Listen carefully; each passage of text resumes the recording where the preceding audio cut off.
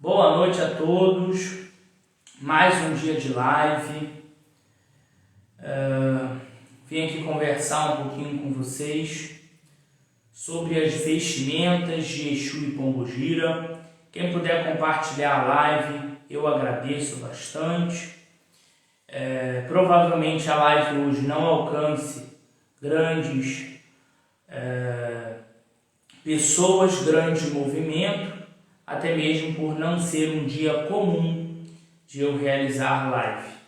Mas ontem, por conta da festa de caboclo, por conta da correria, eu acabei não conseguindo realizar a live e também por conta do cansaço, também por conta da internet que não estava colaborando comigo ontem. Quem puder compartilhar a live, eu agradeço bastante. Bom, a gente sabe que a Quimbanda, alguém falou aí Motumbaxé, que o Sagrado nos abençoe. A gente sabe que a Quimbanda, ela tem origem de diversos cultos. Dentre eles, o culto indígena, o culto europeu, o culto africano, Banto. Então a Quimbanda, ela traz características de todos esses cultos. Boa noite a todos que estão entrando aí na live. Por favor, compartilhem a live para subir o número de pessoas, por hoje não ser um dia comum de live. Então, uma das maiores influências dentro da Quimbanda seria as vestimentas. Estamos cansados de ouvir esse porque sim.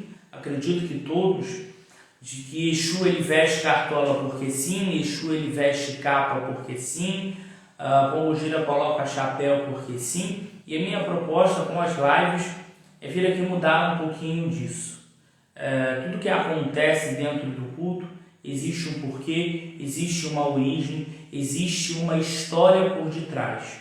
Então, não é simplesmente o famoso porque sim, porque isso não é de verdade a Quimbanda. Tudo isso que a gente realiza existe um significado, tá? E para isso a gente precisa primeiro entender todas essas histórias por detrás. Eu separei alguns tópicos, anotei no caderno para que eu não me esquecesse de esclarecer alguma coisa para vocês, tá bom? Então vamos lá, começar a falar sobre o assunto. Eu acho que a principal coisa que a gente pode falar seria aí o manto, seria aí a capa utilizada por Exu. Já vi até algumas pombogiras de capa, mas originalmente é uma vestimenta masculina, então é utilizada pelos Exus, tá bom? O manto com capuz, ele está ligado ao poder na magia, ele está ligado à defesa e ele é símbolo de um grau ou um alcance dentro da magia. Então, antigamente, os feiticeiros, os bruxos, os magistas, eles utilizavam o manto, ou seja, a capa, com capuz, simbolizando um grau ou talvez pertencente a algum clã, principalmente clãs mais fechados, e também como símbolo de poder. Você tem a capa sem o capuz, que está muito ligada aos reis, está muito ligada à realeza. Então, antigamente, só utilizava-se capas sem capuz, pessoas importantes dentro da sociedade, tá? Então, você via que um homem estava portando uma capa sem um capuz, que era um homem importante, um homem de negócio, ou que teria algum sangue real, ou que teria alguma importância dentro da sociedade, tá? Quanto mais decoração essa capa tinha? Boa noite, o Sagrado nos abençoe, boa noite a todos que estão entrando aí na live. Quanto mais decoração essa capa tinha, mais rico essa pessoa era. Mais riqueza essa família continha. Então, se você vê uma capa bordada, normalmente era feita de veludo e bordada a ouro, você vê o grau de importância daquela pessoa. Se essa capa ela é bordada com pedras preciosas, com objetos de valores, essa pessoa tem outro grau de importância na sociedade. Então os Exus se inspiraram nisso, tá? O surgimento que foi assim da capa com capuz, que foi realmente datado na história, está ligado à Idade Média, tá? Então não existe uma data precisa. Eles acreditam e oficializaram isso, que foi durante a Idade Média, tá? Normalmente, os mantos, as capas utilizadas pelos reis eram cortadas pela cruz da ordem, um símbolo europeu, que falava que aquela pessoa era importante, de uma forma geral, mostrava que aquela pessoa era importante em todo o mundo. Os Exus não utilizam uma cruz da ordem mostrando isso. Muito pelo contrário, os Exus utilizam símbolos, como eles, o ponto riscado, que você vê de uma forma de grande escala, né, presente nas capas dos Exus. Lembre-se, não é simplesmente ir numa loja de artigos religiosos ou mandar fazer uma capa para o Exu. Tudo que é de Exu, tudo que pertence a Exu, deve ser sacralizado, passa por uma ritualística. Não é simplesmente comprar uma capa e colocar nas costas do Exu quando manifestado. Não é simplesmente escolher qualquer ponto riscado por achar que aquele ponto riscado é o ponto riscado do Exu. Não. Muitas das vezes a capa você manda se fazer, até porque você vai bordar nessa capa o ponto riscado daquele Exu, daquele espírito em específico, e até mesmo as cores dessa capa vai variar de acordo com cada Exu, principalmente com os rostos e reinos de atuação de cada Exu. Quando utilizada pelos reis, a capa ela sempre continha algumas cores, pois as cores para os europeus sempre significaram poder. Você vê o verde representando a floresta, o vermelho representando Portugal, representando o Reino Unido, o amarelo representando o ouro. Então, quanto mais amarelo continha nessa capa, mais rica aquela família era. E o branco, que eles acreditavam que era uma permissão divina, um aval divino em cima dos reis. Então os Exus, eles se espelharam nisso e começaram a também utilizar capa. Haja vista que a formação de algumas egrégoras são bem antigas. Então, possivelmente, o principal Exu, o principal espírito que formou aquela egrégora, utilizava quando vivente. E os outros espíritos que vão adentrar essa egrégora normalmente vão seguir esse padrão. Lembrando que não é só uma capa preta e vermelha. Existe uma sacralização, existe um motivo. Mas por que o preto e vermelho? Mas por que o branco e preto? Mas por que o amarelo e o verde? Mas por que o amarelo e preto? Não é todo Exu que vai usar a mesma capa, igual, Não é todo Exu que vai utilizar a capa de veludo. Então tudo isso precisa ser analisado, tudo bem? Alguns Exus vão pedir que em sua capa seja bordado o seu ponto. Outros Exus vão pedir que borde o ponto de trabalho desse Exu. Tem Exus que apresentam, né, tem um ponto de trabalho e um ponto riscado dele, pessoal. Então o Exu ele pode pedir que naquela capa seja colocado um ponto de trabalho dele. Ele pode pedir que seja pintado essa capa, ou até mesmo possa ser desenhado com a pena. Então tudo isso vai depender de cada Exu. Eu já vi capas de Exu que o Exu, toda vez que virava, ele riscava com a pemba o seu ponto naquela capa. Então é o jeito dele trabalhar. Como eu falei, a capa ela não é apenas uma vestimenta. Ela tem toda essa questão, como eu expliquei, de poder na sociedade, e tudo isso vai atrelar aí ao Exu, a egrégora e as características desse Exu, tá bom? Bom, você carrega aí na capa, muitas capas de Exu, o que a gente chama de gola Pelerine, que era antigamente utilizada pelos reis e que recebia o nome de mursa. A mursa era uma gola Pelerine produzida com as penas do peito do tucano de peito amarelo. Retirava,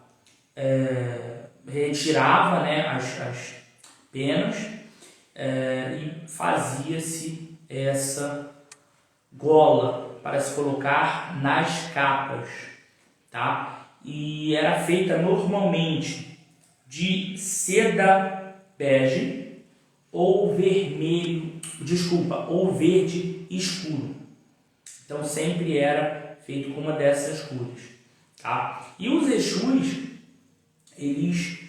alguns Exus que estão ligados aí, principalmente à lira, estão ligados à riqueza, estão ligados ao ouro, a essa realeza, são Exus que portam em sua capa essa gola, que é aquela gola sobre a capa que você tem o cadarço, né? Que você amarra uma cordinha, que você amarra aqui na frente e fica a capa e sobreposto à capa aquela gola menor, tá? Então é utilizado por muitos Exus, mas representa aí esse exotismo, né? Representa aí essa realeza, né? No sentido de ser realmente algo exótico, tá? Então não é todo Exu que vai portar obrigatoriamente uma gola Pelerine em sua capa, tá bom? Vamos lá. Como eu falei, a capa feita de veludo e bordada a ouro. Gente, eu tô lendo aqui só para eu não esquecer de falar algo para vocês, tá? Você tem aí as bengalas, né? O que seria a bengala de Exu? A bengala seria o próprio cetro, que é um símbolo de poder, é um símbolo de realeza, é um símbolo que seria aí a extensão do monarca, né? O cetro seria aí, né, como se fosse a extensão da mão dele, então representa o poder. Então muitos Exus utilizam a bengala como símbolo de poder. A gente precisa também lembrar que muitas bengalas, e isso não é algo moderno, elas continham facas, punhais que eram utilizados para a própria defesa, tá? Então, tudo isso aí tem um papel importante na quimbanda, tudo bem? O chapéu, tá? Você tem aí Exus que utilizam chapéu, Exus que utilizam cartola. Então isso aí vai variar de cada Exu, vai variar do gosto de cada Exu. daquilo que o Exu se identifica, o Exu apreciava quando vivente. Tá? A cartola, né, o chapéu, na verdade o chapéu, ele sempre foi utilizado originalmente para a proteção do sol.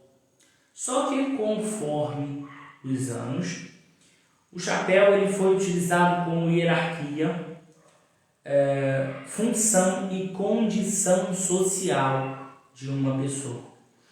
Você vê que, por exemplo, na questão da hierarquia, hoje você vê os militares utilizando o cap, que é um símbolo de hierarquia, né?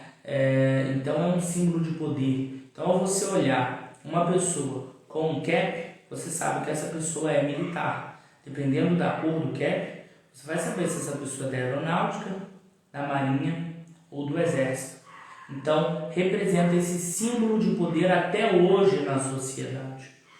O material a qual a cartola ou o chapéu era produzido também falava muito sobre a condição social daquela pessoa.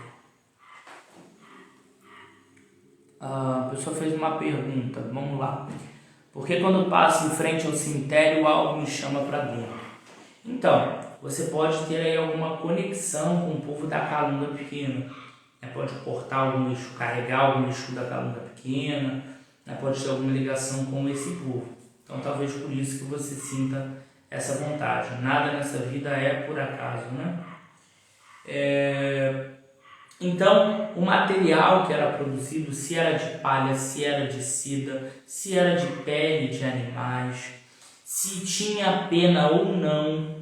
Você vê hoje muitos Exus que colocam uma pena na cartola, colocam uma pena no chapéu, que era um símbolo de máxima riqueza, era um símbolo de realeza, assim, ao extremo, né? O cara porta uma pena de tal animal no seu chapéu, nossa, um cara importante na sociedade, né? Então você vê muito isso. Se você estudar um pouquinho da história do chapéu, e alguns especialistas, tá, entendem como a figura de Vênus de Wilderforce, e eles afirmam, ao interpretar essa figura, que o chapéu existe aí em cerca de 27 mil a 30 mil anos, tá? E que originalmente eles eram feitos de lã, tá? Um dos primeiros chapéus que você teve aí notícia, né? O primeiro modelo de chapéu é um exemplar utilizado por um homem da Idade de Bronze, no século IV a.C., tá? E a primeira pintura que você viu, que foi achada, que foi encontrada, que mostrava um chapéu, foi no túmulo de Tebas, no Egito, onde mostra um homem utilizando um chapéu de palha há cerca de 3.200 anos antes de Cristo. Tá? Então, foi a primeira pintura que se encontra aí nessa tumba, na tumba de Tebas, que relata, que mostra o uso do chapéu há muitos anos. Tá? Na Idade de Bronze, você viu muitos chapéus cônicos, ou seja, chapéus com formatos de cone. Alguns deles com aba, e a gente tem como exemplo aí o chapéu dourado de Schifferstedt, que foi encontrado na Alemanha em 1835.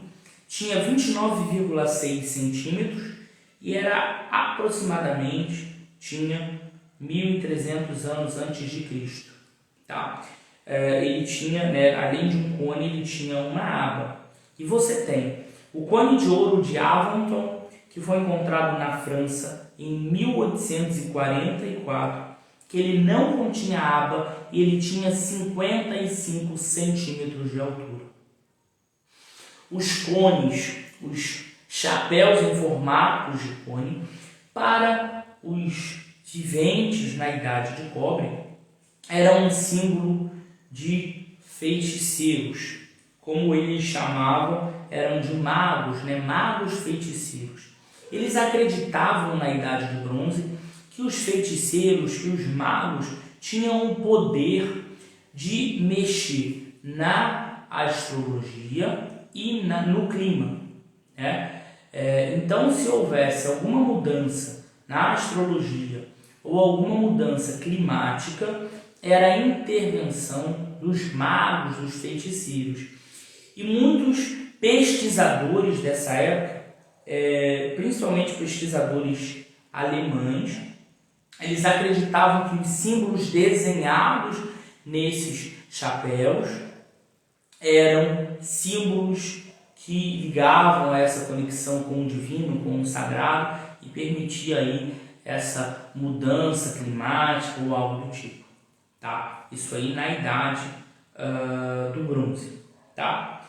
E também poderiam ser utilizados como armaduras ou até mesmo como vasos cerimoniais, tá? Então eles acreditavam muito nisso. Bom, aí você vê após, né, os chapéus, mesmo que só foram descobertos aí o primeiro em 1800, 1835, você vê que a cartola ela foi criada em 1797 por um carinha chamado John Hetherington. Então ele criou em 1797 a cartola. A primeira pessoa que utilizou a cartola, no caso John, quando saiu nas ruas com essa cartola, ele causou muito pânico, ele causou muito medo e ele foi julgado pela justiça por tal motivo. Anos depois, na verdade um pouco tempo depois, ele foi visto que realmente ele não teve nenhuma intenção de assustar. E aí no século XIX, as cartolas entraram na indumentária masculina. Então todos os homens de poder portavam uma cartola, né? Então você vê que Exu ele porta uma cartola muitas das vezes representando o seu poder, representando a sua realeza. Exu ele é vaidoso. Não achem que Exu ele é relaxado, que Exu não liga para nada, muito pelo contrário. Você encontra muitos Exus que são até mesmo um pouco sistemáticos com algumas coisas, pois eles trazem essa característica, tá bom? Você tem aí, no século XX, foi substituído pela fedora, que é um outro modelo de chapéu parecido com a cartola. A cartola, durante um tempo, ela foi conhecida como chaminé, né? Muitas pessoas debochavam da cartola, até depois ela virar parte aí da indumentária, tá? Então você tem aí como essas principais vestimentas utilizadas por Exus, tá? Aí você vê, por exemplo, algum Exu cigano que pode portar um lenço, que também representa um símbolo de poder, pois o tamanho do lenço ele vai alterar de acordo com o poder que aquele cigano tinha quando vivente, ou até mesmo utilizar uma cinta, pois ele utilizava para carregar uma faca, um punhal. Então você vai ter algumas mudanças de vestimentas para vestimentas, mas de uma forma geral, as vestimentas que você mais encontra são essas que eu citei. Como eu falo, a religião, o culto, ele deu origem à ciência, tá? Então a história, então a gente precisa sempre se aprofundar para não ficar naquela mesmice do porquê sim, tá? Então não é porque sim, o Exu usa a cartola porque sim, né? O Exu usa a capa porque sim, quando na verdade isso aí tem um contexto por detrás, isso aí tem um significado por detrás. Até mesmo a bengala, né? Você vê, por exemplo, no culto iorubá, alguns sacerdotes portam o que eles chamam de opá, que seria um cetro de poder daquele orixá. Então você tem opá Ogum, você tem opá Obatalá, opá Orumilá, opá Orixá-Oku, que são símbolos de poder que estão atrelados aos sacerdotes. Tá? Você vê aí os chapéus femininos, que é algo, né, muito polêmico. Nossa, Pombogira utilizando o chapéu, muitas pessoas falam mal, muitas pessoas não gostam, e por aí vai.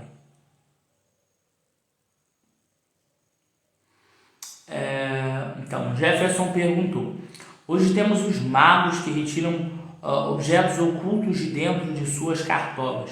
Será que esses mistérios que existiam com os mágicos têm alguma relação com os Exus que utilizam as cartolas? Sim, tá? Pode existir sim. Não que o Exu vai tirar um coelho de dentro de uma cartola, não. Tá? Mas alguns Exus, tá, pedem que dentro dessa cartola seja realizada magias, tá? Então eu já vi Exu que pediu para que cortasse o forro da cartola para que se colocasse uma magia ali dentro. Já vi Exu que pediu para cortar, para riscar o ponto riscado dele dentro da cartola. Então tá muito ligado a esse oculto, sim. Como eu falei, né? No século XIX era tido como algo de grande poder, né? Como algo assustador. Então carrega esse peso espiritual também, tá? Vamos lá. Os chapéus femininos. A gente sabe que as mulheres aí na Idade Média, em 479 a 1453, elas eram obrigadas pelas religiões a utilizarem panos, lenços, véus para cobrir os seus cabelos, pois era algo tido como sensual, como segredo. Em algumas culturas isso existe até hoje, tá? Então, você via antigamente muitas mulheres portando lenços, portando tecidos para cobrir os seus cabelos, tá? Muitas delas utilizavam um tecido de linho aqui no ombro, né? Jogavam no ombro para cobrir o seu cabelo, um lenço e um tecido de linho, tá? Utilizavam também faixas. No final da Idade Média, muitas mulheres começaram a produzir armações de arame ou armações de ferro. Tanto que você vê até hoje em algumas lojas de chapéus, você encontra o chapéu sobre uma armação de ferro, né, esticadinho. Então, antigamente as mulheres produziam aramados, né, arames, como em si uma armação, para sobre essa armação de arame se colocar o tecido. Muitas mulheres faziam em formato de borboleta, faziam aqueles chapelões, né, grandes, né, chapelões de épocas, bem redondo, enorme, que, né, impactava. Muitas delas colocavam penas sofisticadas, faziam com couros de animais, né? Então era algo bem comum. Então, no final da Idade Média, as mulheres começaram a utilizar essas armações de arame para construir o chapéu, tá? E nessa época, as mulheres elas ainda eram obrigadas a esconder os seus cabelos. Então as mulheres penteavam os cabelos para trás, colocavam o chapéu. Se ficasse algum cabelo na frente, esse cabelo era raspado para não aparecer e até mesmo para dar destaque ao chapéu, que muitas das vezes estava cobrindo os seus cabelos, tá? Em 1800 foi feito um gorro de aba larga com uma fita que vinha para o rosto, tá? E as mulheres utilizavam isso. Já em 1860, esses gorros foram, em geral, substituídos por chapéus de diversos materiais. Como eu expliquei no início, cada material vai, de uma forma geral, falar o poder social de uma pessoa. Vai falar aí da classe, vai falar da condição financeira de cada pessoa. Tá? Você vê também a própria indumentária feminina, que teve grandes mudanças durante anos. Você via mulheres com aquelas anáguas, que agora me fugiu o nome das armações, que eram feitas, armações até mesmo de ferro, de arames, que davam volume à saia, a saia sempre cobrindo a canela, sempre cobrindo, muitas das vezes até mesmo os pés, que era tido como algo muito sensual. Então eram aqueles vestidos que realmente arrastavam no chão. Depois você teve alguns modelos que valorizavam mais o quadril das mulheres, valorizavam mais as nádegas, então ficava algo mais amassado para frente e mais volumoso atrás. Você teve depois outros modelos já sem arames, mas modelos também com tecidos caídos atrás, pelas costas, arrastando pelo chão. E daí você vê também o surgimento do vestido de noiva. Então, até mesmo o material que era feito esse vestido, você conseguia ver se aquela pessoa era de uma família pobre, se era de uma família rica. Tá? Se eu não me engano, para os gregos, eu acho que é para os gregos sim, os escravos só poderiam utilizar chapéu de forma cônica, em formato de cone, quando eles eram libertos.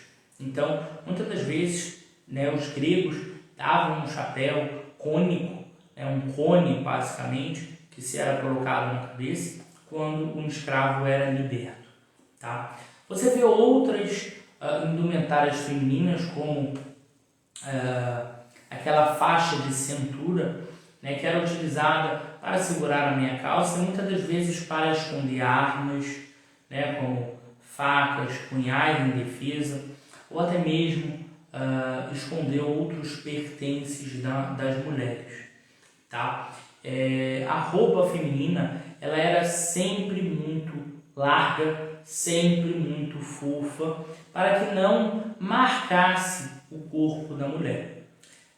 Antigamente eles tinham essa questão de que a mulher só poderia mostrar o seu corpo para o seu homem, para um homem a qual ela se casou. Então, muitas das vezes, ela não utilizava roupas mais curtas ou roupas mais à vontade, nem mesmo em casa, para que seu pai não visse seu corpo. Tá? Então, a gente precisa entender que é uma cultura antiga. Tá? As roupas, até mesmo que hoje você encontra dentro do candomblé, elas têm aí uma grande ligação com a influência europeia. Tá? Você vê muitos exus, muitas pombogiras buscando vestir ou exigindo vestir roupas sofisticadas, roupas mais caras, para realmente essa questão de status, essa questão de que se exibir, eu porto uma roupa cara, pois esses espíritos eles trazem isso desde a antiguidade. Então não é algo de se assustar você ver uma mulher utilizando um chapéu, uma pombogira manifestada utilizando um chapéu, assim como também um torso, um pano na cabeça, muitas das vezes é utilizado realmente para esconder o cabelo. Então algumas pombogiras que trazem mais essa visão mais fechada, a pombogira aí, por exemplo, do cemitério, não que seja um padrão, mas uma pombogira do cemitério, uma pombogira das almas, do cruzeiro, são da mata, que são entidades mais fechadas, mais rigorosas, né? São entidades que costumam utilizar ou chapéus ou panos na cabeça. Já outras combogeiras ligadas à lira, ligadas à noite, ligadas ao cabaré, já não trazem tão grande esse costume, tá? Não que não possa utilizar, não é isso, mas não é muito comum de você ver pela característica do próprio espírito. Bom, gente, alguém tem alguma dúvida em relação ao tema? Quem está aí na live, fala para mim se gostou do tema, se foi um tema interessante.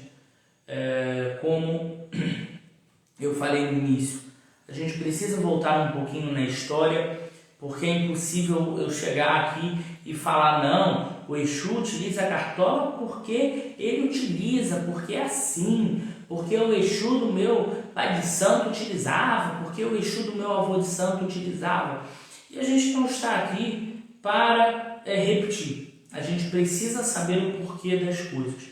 Assim como eu já expliquei muitas coisas dentro da Quimbanda, como eu já expliquei muitas coisas em relação ao ponto riscado, quebrando também um pouco desse dogma, quebrando um pouco dessa visão demoníaca que as pessoas têm da Quimbanda, que na realidade não tem nada a ver com a Quimbanda. Como eu falei, a Quimbanda tem origens indígenas, Yorubá, né, Banto, origem europeia, e você só vê realmente a presença do diabo, do demônio, né, aí dentro do cristianismo. Tá? E quando a gente fala dessa influência europeia, a gente não fala da influência do cristianismo, não, a gente fala em sentido da influência das magias europeias, tá? Uma pessoa perguntou aí como pode se iniciar na Quimbanda. Então, é um caminho que precisa ser bem analisado, pois iniciação não tem como voltar atrás. Então a pessoa precisa pensar muito bem se ela deseja esse compromisso com os seus Exus, se ela deseja esse compromisso com o templo. Mas a pessoa ela vai estar atrelada ao templo, né? A gente realiza toques uma vez por mês. Então a pessoa sendo daqui do Rio de Janeiro e conseguindo vir aos toques, é bom para que a pessoa possa sempre aprender, para que a pessoa possa sempre estar frequentemente se conectando com a sua força de origem, que no caso, a pessoa sendo iniciada pela minha mão, é a minha cafua, é a minha casa. Então é muito importante se analisar, né? Não queira se iniciar na Quimbanda porque Quimbanda está na moda. Não, hoje em dia você vê muita gente falar de Quimbanda, né? Mas a minha família de Quimbanda mesmo tem mais de 100 anos, né? Você vê, a minha avó carnal, que é a minha mamita Nganga, ela tem 46 anos, iniciada dentro da Quimbanda. Ela tem, a sacerdotisa dela era mais velha, o meu avô de Quimbanda era mais velho, né? Então você vê aí quantos anos tem, é só você juntar.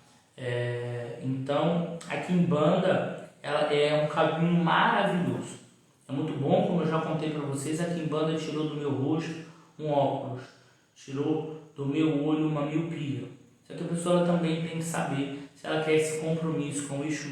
Se a pessoa não deseja ter um compromisso fixo com o Exu e ela deseja as bênçãos de Exu, a força de Exu, eu aconselho que essa pessoa realize uma consulta, faça um ebó, faça uma oferenda, faça um sacudimento, faça uma positivação para a sua vida e seus caminhos fluírem. Agora, se a pessoa deseja se iniciar, obviamente ela vai precisar consultar o oráculo também, para ter a confirmação dos seus Exus tutelares, ter toda essa organização, dependendo do lugar que a pessoa né? Se eu vou até a pessoa, se a pessoa vem até mim. Então tudo isso tem que ser combinado com muita calma, com muita paciência, até porque uma iniciação ela demanda custos, né? Que é passagem, animais, elementos para ritualistas, assentamentos, ferramentas, a mão, né, do sacerdote, vela, bebida, folha. Muitas folhas você não consegue encontrar na mata, então você tem que comprar. Então tudo isso demanda um gasto financeiro. Então, com organização, qualquer pessoa consegue se iniciar na Kimbanda, não é algo tão exorbitante assim, não é algo tão caro assim, tá? Mas a pessoa tem que realmente saber se ela quer Kimbanda, se ela deseja Kimbanda para a sua vida e para os seus caminhos. A Kimbanda, né, é uma mata escura, ela é maravilhosa, só que nem todos conseguem caminhar dentro dessa mata. Então você vai estar pactuando com o Exu, você vai estar pactuando com sua ancestralidade. E isso vai demandar de você um dia na semana prestar culto a Exu. Todos os dias você vai reverenciar Exu, você vai viver Exu e Pombogira e os seus ancestrais e as suas entidades. Então você precisa sempre manter uma conexão.